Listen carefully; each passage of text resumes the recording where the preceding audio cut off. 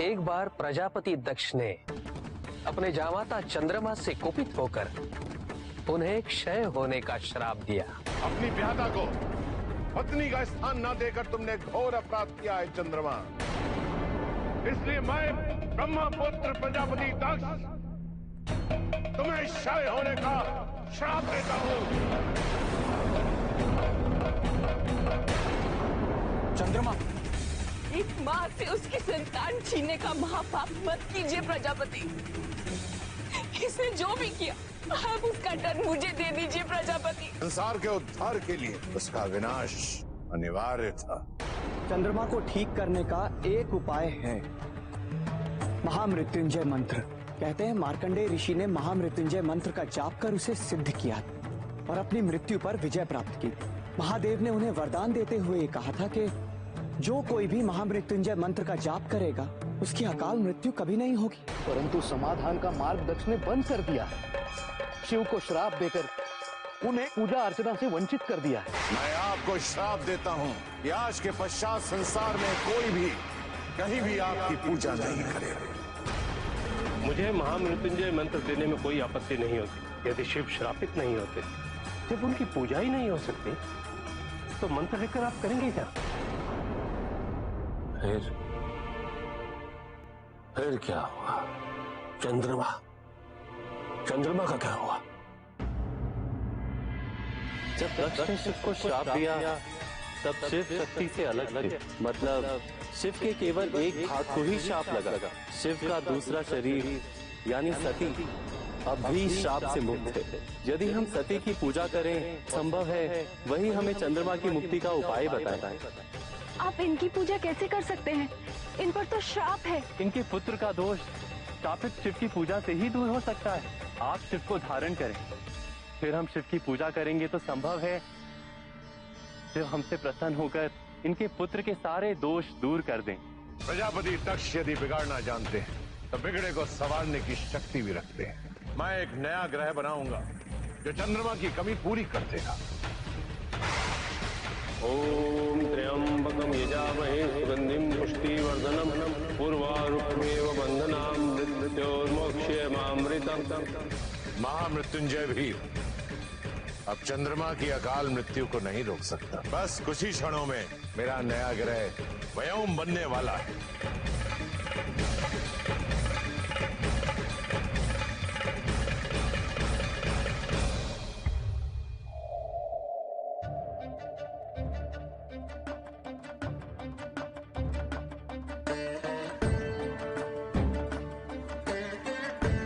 और फिर महादेव चंद्रमा को जीवन दान देने आ गए।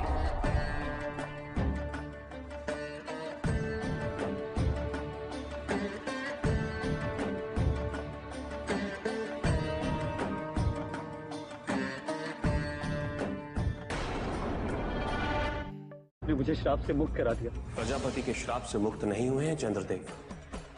आपने रेवती से अपनी सहमति से विवाह किया, अतएव उन्हें अपनी पत्नी का सम्मान और अधिकार देना आपका कर्तव्य है। परंतु आपने अपने कर्तव्य का पालन नहीं किया और ये एक अपराध है। और अपराध के उत्तर में दंड मिलना निश्चित है।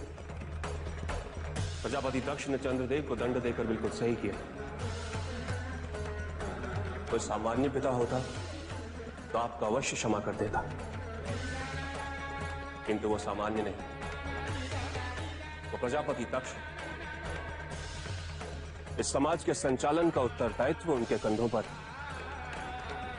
यदि वो अपने जमाता को क्षमा कर देते तो इस समाज में गलत संदेश पहुंचता। मुझे अति प्रसन्नता है प्रजापति ने अपने पारिवारिक संबंधों को त्याग कर न्याय धर्म का पालन किया। माफ कर दीजिए प्रभु, मैं आपको वचन देता हूँ कि व्यक्ति को मैं भविष्य में पूर्ण सम्मान दूंगा। चंद्रदेव का अपराध क्षमा योग्य नहीं, परंतु इस सृष्टि के हित के लिए मैं इन्हें जीवन दान अवश्य दूंगा।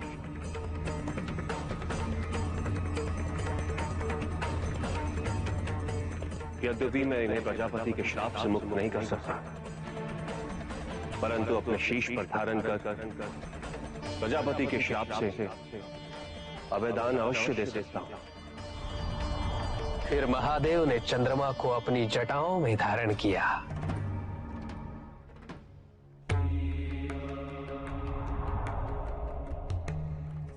हर हर महादेव! प्रजापति दक्ष के श्राप के कारण मास के 15 दिवस तक आपका क्षय होगा चंद्रदेव, और प्रतिदिन आपका आकार छोटा होता चला जाएगा।